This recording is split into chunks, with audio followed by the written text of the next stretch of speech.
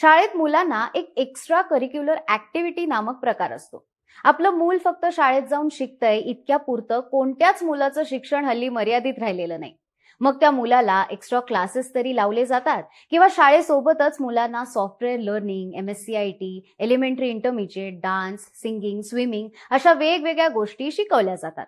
अजून एका गोष्टीला शालेय दिवसांमध्ये खूप डिमांड असतो. ही गोष्ट म्हणजे अबॅकस आणि वेदिक मॅथ्स. या दोन गोष्टींना एवढा डिमांड आहे की त्यांचा एक सेपरेट सिलेबसच असतो. आता काही पालक या अभ्यास पद्धतींच्या कम्प्लीट विरोधात असतात. त्यांचं असं म्हणणं असतं की या सगळ्याला काही अर्थ नाही, उगीच मुलांना लोड वाढवण्याची कामं आहेत. पण काही पालक मात्र डेडिकेटेडली आपल्या मुलांना या क्लासला घालतातच घालतात. आता सगळ्यात महत्वाचा मुद्दा की या दोन गोष्टींचा मुलांना खरंच काही फायदा म्हणजे फक्त गणित सोडवायचं एक तंत्र नाहीये, तर अबॅकस लहान मुलांच्या ब्रेन डेव्हलपमेंटच्या दृष्टीने सुद्धा खूप महत्वाची भूमिका बजावतं. अबॅकस 5 ते 12 वर्षातल्या मुलांसाठी शिकणं योग्य आहे, कारण याच वयात लहान मुलांचा मेंदू डेव्हलप होण्याच्या प्रोसेसमध्ये असतो.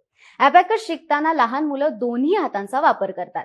जेव्हा डावा हात वापरतात तेव्हा त्यांचा राईट ब्रेन ऍक्टिव्हेट होतो आणि जेव्हा उजवा हात वापरतात तेव्हा लेफ्ट ब्रेन.